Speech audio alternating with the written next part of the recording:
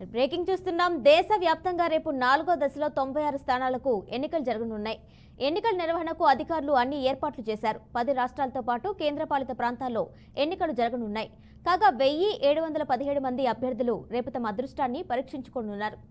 అత్యధికంగా సికింద్రాబాద్ లోక్సభ స్థానం పరిధిలో 45 మంది అభ్యర్థులు, అత్యల్పంగా ఒడిశాలోని నవరంగ్పూర్లో 4 బరిలో నిలిచారు. తెలుగు రాష్ట్రాల్లోని 42 స్థానాలకు ఈ దశలోనే పోలింగ్ జరగనున్నాయి. మహారాష్ట్రలో 11, ఉత్తరప్రదేశ్లో 13, మధ్యప్రదేశ్, పశ్చిమ బెంగాల్లో 8 చొప్పున స్థానాలకు ఎన్నికలు జరగనున్నాయి. అదేవిధంగా బీహార్లో 5, జార్ఖండ్లో 4, జమ్మూ కాశ్మీర్లో 1 చొప్పున స్థానాలకు పోలింగ్ జరగనున్నాయి.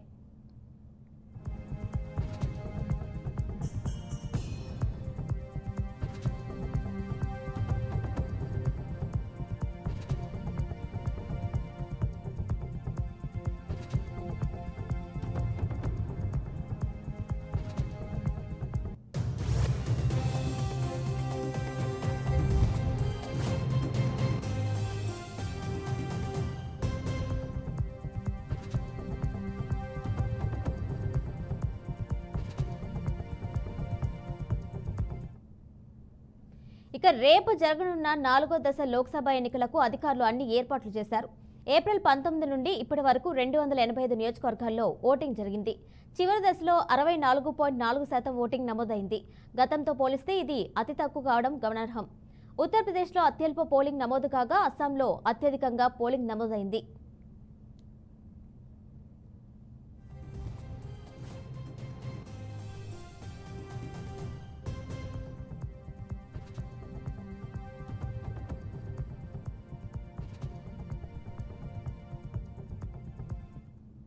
రిజర్వేషన్లు, బుజ్జగింపు, రాజకీయాలు, అవినీతి, ఉద్యోగాల భర్తీ వంటి అంశాలు ఈ విడత ప్రచారంలో ప్రధాన అంశాలుగా నిలిచాయి.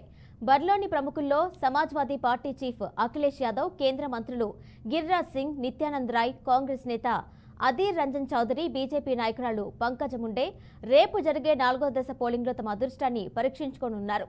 2021 నాటి లఖీంపూర్ కేరీ రైతుల మరణాల కేసులో నిందితుడైన ఆశీస్ తండ్రి, కేంద్ర మంత్రి అజయ్ కుమార్ మిశ్రా ఈసారి యూపీలో బేరీ నియోజకవర్గం నుంచి హ్యాట్రిక్ విజయం కోసం చెమటోడుస్తున్నారు.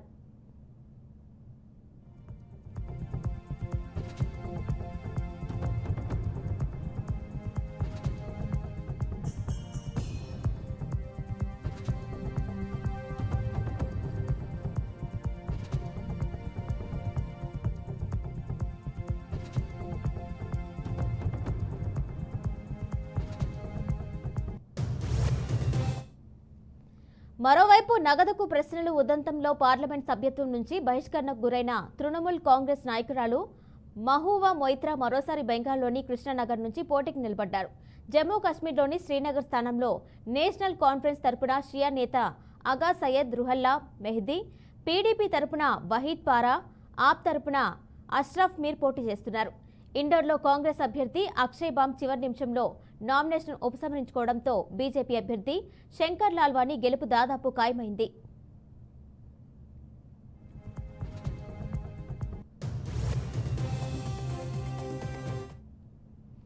నాలుగో దశలో పోలింగ్ జరుగుతున్న ఈ 96 స్థానాల్లో 2019 ఎన్నికల్లో ఎన్డీఏ కూటమి 40 చోట్ల విజయం సాధించింది. 5వ దశ మే 20న, 6వ దశ మే 25న, 7వ దశ జూన్ 1న జరగనున్నాయి. అన్నిటికీ కౌంటింగ్ జూన్ 4వ తేదీన చేపడతారు. ఒడిశాలో లోక్సభ ఎన్నికలతో పాటు అసెంబ్లీ ఎన్నికలు జరుగుతున్నాయి. అసెంబ్లీ ఎన్నికలు 4 దశలో జరగనున్నాయి.